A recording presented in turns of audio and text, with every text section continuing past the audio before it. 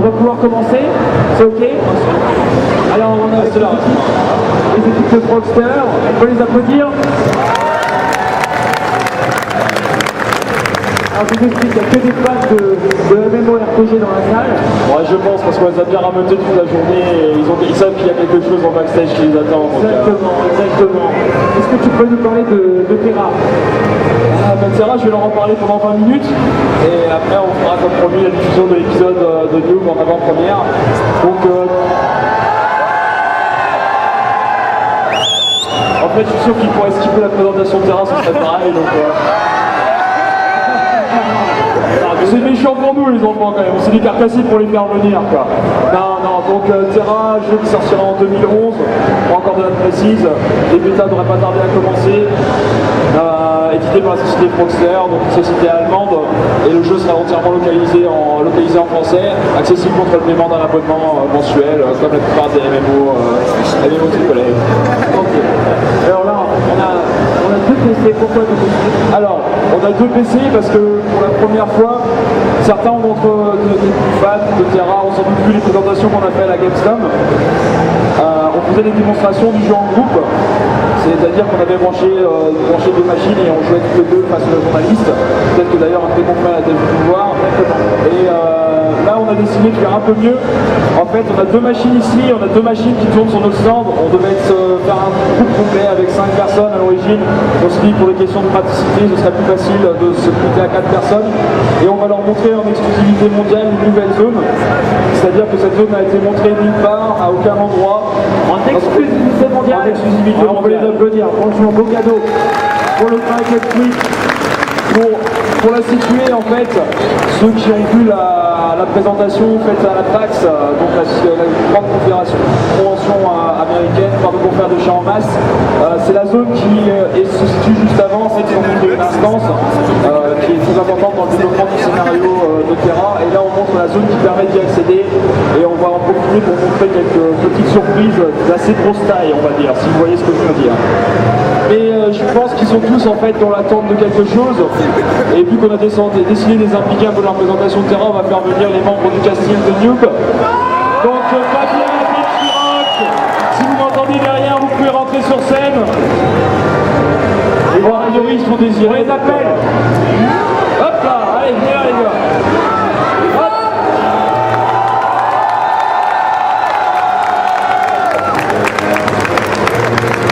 Installez-vous. Ceux qui sont dernièrement reconvertis.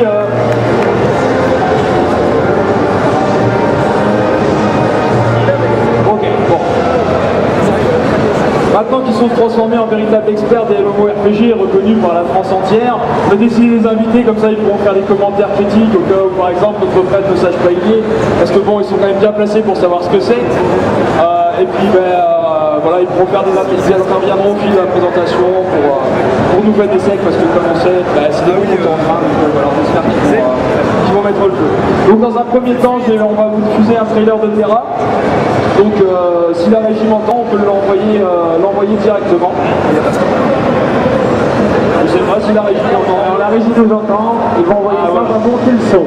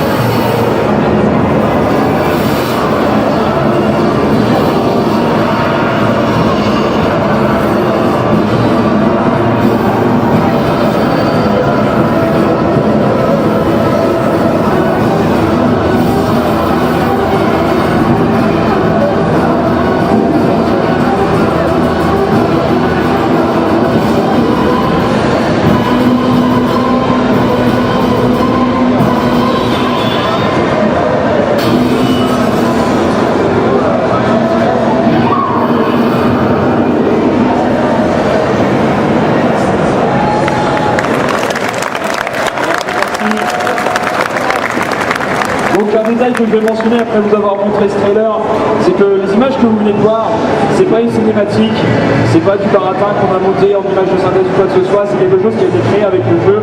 Et comme vous pouvez le voir, c'est pas vraiment si loin de ce que vous voyez sur l'écran de gauche, qui est l'écran sur lequel vous voyez jouer Anna, notre community manager française, qu'on a ramené pour sa première convention en tant que pro. Elle sera accompagnée alors à ma droite de Julien Krevitz, qui est community manager Rome, mais qui va l'accompagner dans sa tâche. Et il y a aussi deux autres personnes qui sont en train de jouer sur notre stand pour nous accompagner dans cette démonstration. Là c'est bavardé, rentrons dans le vif du sujet. Donc Anna va devoir jouer le rôle d'une magnifique prêtresse elfe qui s'est vue confiée par la fédération Valkion, donc la fédération qui dirige le monde de Terra, la mission d'explorer la sombre cathédrale, la zone dans laquelle nous nous trouvons, et qui a pour mission en fait d'éradiquer une faction ennemie qui se cherche à saboter le pouvoir de la fédération Valkion. Elle a donc pour mission de l'éradiquer et va devoir explorer ce donjon.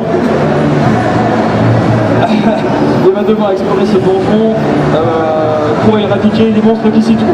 Comme vous allez le voir, on vous a réservé quelques surprises et on espère qu'elles vous plairont.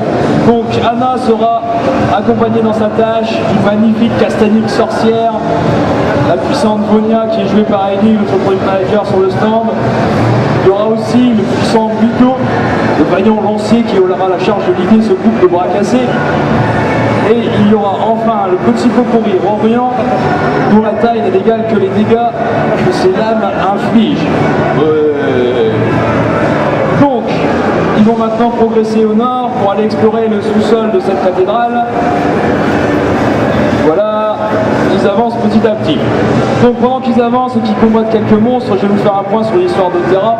Il y a actuellement 10 personnes qui travaillent en permanence à l'écriture d'une version plus occidentalisée du scénario de Terra, étant donné que, alors, comme vous le savez, les MMO coréens, c'est pas forcément des scénarios super développés de 78 pages.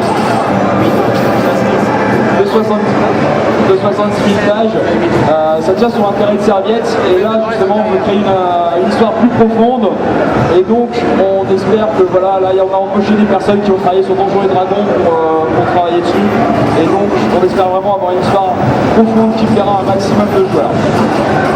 Donc ils sont actuellement en train de progresser et d'affronter quelques monstres. Donc c'est le premier renégat justement que la fédération nous a demandé d'éliminer. Comme vous pouvez le voir, c'est un jeu qui est extrêmement dynamique, il y a de l'action partout, tout le temps.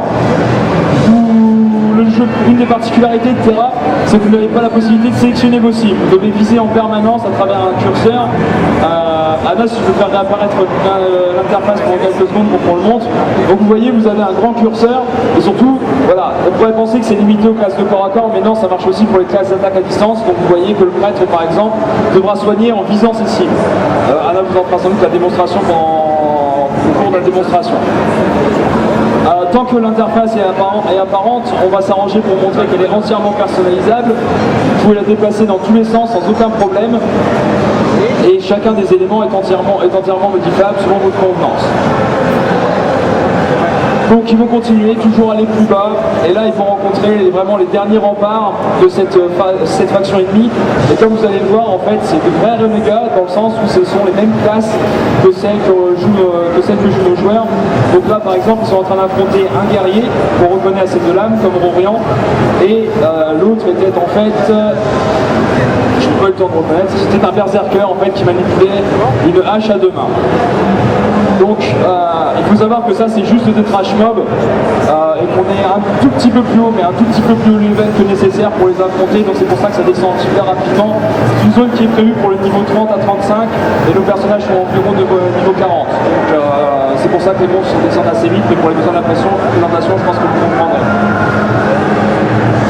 Un élément qu'on peut mentionner, même si on n'a pas pu vous en faire la démonstration ici pour des raisons logistiques, c'est que Terra se joue au clavier et à la souris comme tous les MMO, mais surtout il se joue aussi à la manette, c'est-à-dire que vous pouvez jouer avec une manette de 360, de PS3 ou n'importe quelle marque que vous ayez chez vous. Vous avez juste à le brancher sur votre port USB, le jeu le reconnaîtra automatiquement et ce sera correctement configuré en fonction de la configuration, si vous avez 8 touches, 6 touches, peu importe. modifier rien. Là, je ne sais pas si vous avez fait attention à ce qui vient de se passer à l'écran. Ils étaient en train de combattre un archer. Et l'archer a fait un pas en retrait en fait. Il est important de mentionner que dans Terra, vos monstres ne sont pas stupides. Ils ne vont pas venir au corps à corps alors que c'est censé être des mages, où il ne faut pas vous taper avec leur bâton quand vous êtes au corps à corps et que vous arrivez à leur infliger des dégâts.